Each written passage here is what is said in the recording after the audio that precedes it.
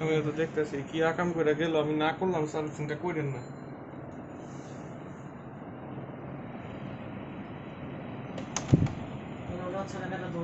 আমি না করছি তো, সার্ভিসিং করেন না।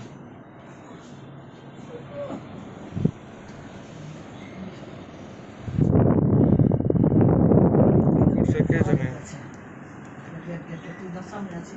আমি তো বলছি ব্যাটারে সার্ভিসিং করেন না, আপনি দেখেন ফসফস কেন করে। ব্যাটারে আমি তো সার্ভিসিং এর জন্য ফোনও দেই নাই।